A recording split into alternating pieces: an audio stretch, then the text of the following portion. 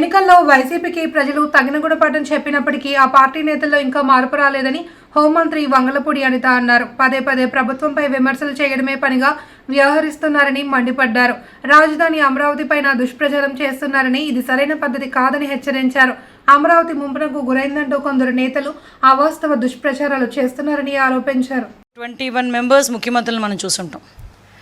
ఎప్పుడైనా అభివృద్ధి గురించి, సంక్షేమం గురించి మాట్లాడుకోవాలనుకున్నా, ఆంధ్రప్రదేశ్ తాలూకా బ్రాండ్ ఇమేజ్ గురించి మనం మాట్లాడుకోవాలనుకున్నా, ఆంధ్రప్రదేశ్ అనే పదం మనకు ఎక్కడ వినబడినా కూడా ఫస్ట్ టక్కుని గుర్తొచ్చే మనిషి గౌరవ సీఎం గారు నారా చంద్రబాబు నాయుడు గారు.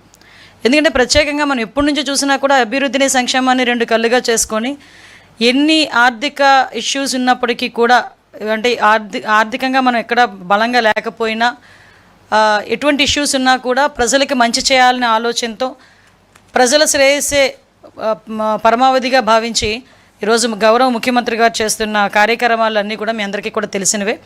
అరౌండ్ మనం కూడా మళ్ళీ చెప్తున్నా, ఆంధ్రప్రదేశ్ బ్రాండ్ అని గురించి మాట్లాడితే కనుక టక్కును గుర్తొచ్చేది మన చంద్రబాబు నాయుడు గారి పేరు. అటువంటి వ్యక్తి 14 నెలల ఈ జర్నీలో చూసుకుంటే అరౌండ్ ఒక పక్క నుంచి అభివృద్ధి, ఒక పక్క నుంచి సంక్షేమం, సూపర్ 6లో భాగంగా మేము చెప్పిన అన్ని అంశాలని కూడా పరిగణలోకి తీసుకొని ఈరోజు ప్రజలకు ఇవ్వాలనే ఉద్దేశంతో ఆర్థిక ఇబ్బందులు ఉన్నా కూడా సంక్షేమానికి ఎక్కడా కూడా